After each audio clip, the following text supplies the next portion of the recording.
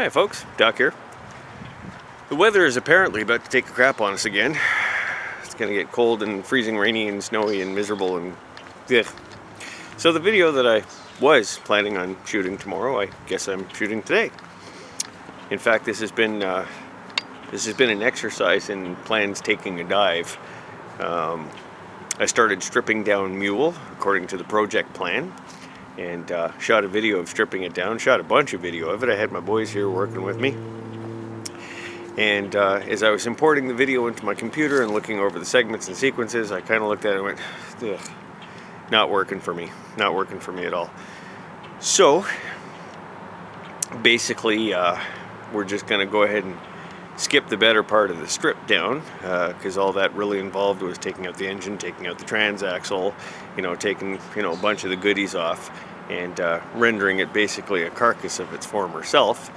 And we're just going to go ahead and skip right past all that stuff and get to the here and now and see what's going on. I've got a couple of things mocked up and I'm having a look at it. Ooh, what's that? And let's take a peek, shall we?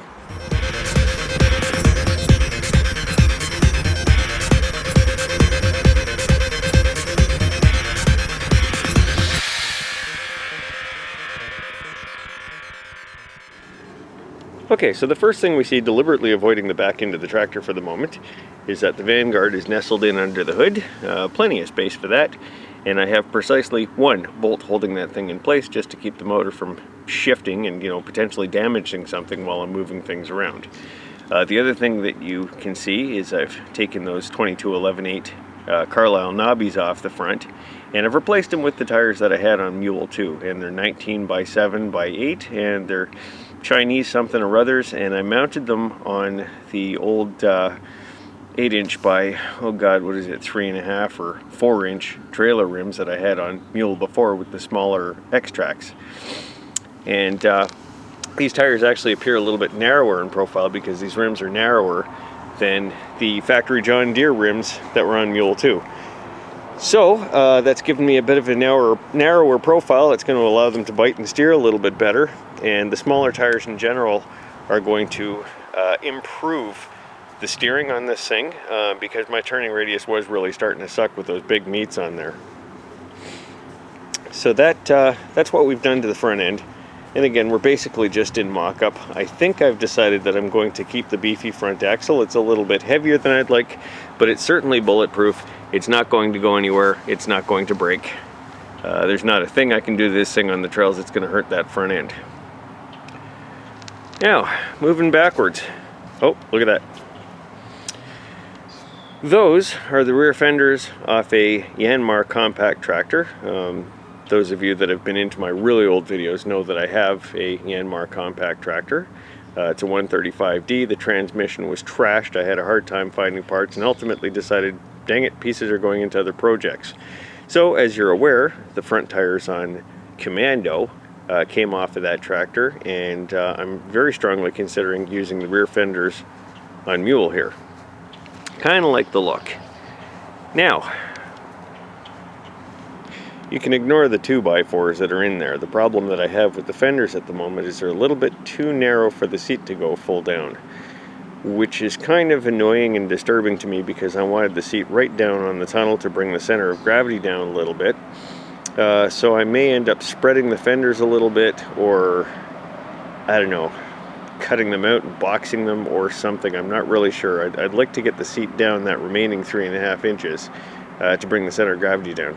Now, as you can see, the live axle, which is a 1 1/8 axle, is just literally sitting there with a couple of pillow blocks and a couple of pieces of angle iron, which shifted in the process of rolling this thing around, and it's just clamped on there, and absolutely nothing is firmed up or solid or in place or anything like that. Basically, I stuck the axle under it to see how things were going to look, see what I was up against, and to be able to roll this thing around. As you can see, I did a lot of cutting back there.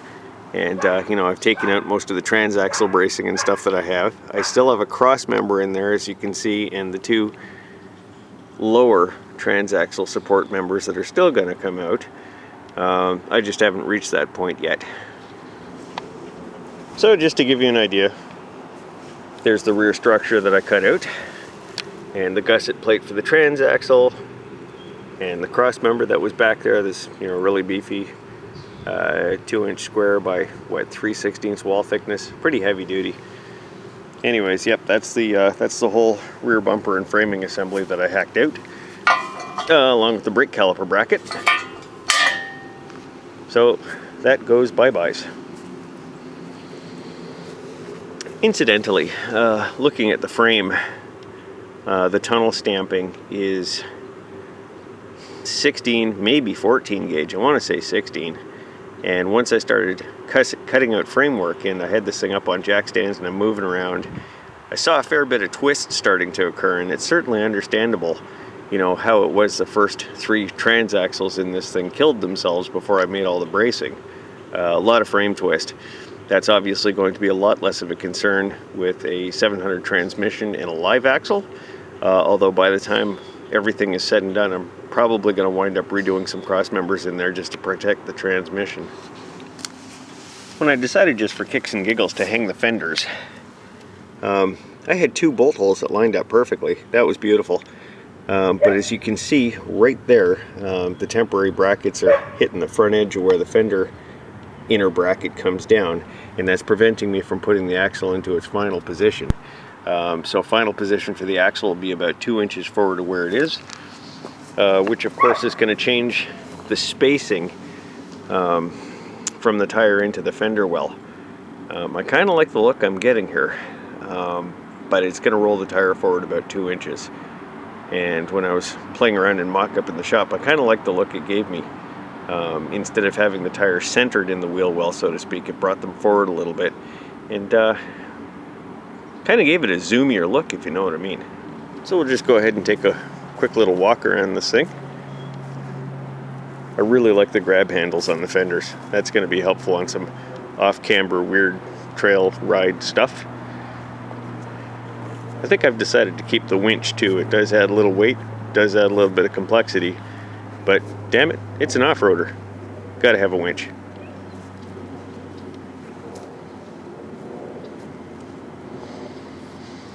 Yeah, I'm liking where this is going. Well, it's getting kind of cold outside. The weather is turning, and I think before it takes a total dump on my head, I'm going to go inside, make myself a couple of cups of coffee, grab a burger, and do some video editing. I'd rather avoid the whole weather thing anyways. Yeah, looks like winter is not done tickling our testes. Anywho, until next time, thanks again for watching Sprocket's Garage on YouTube and sharing and subscribing, and until next time, take care of yourself.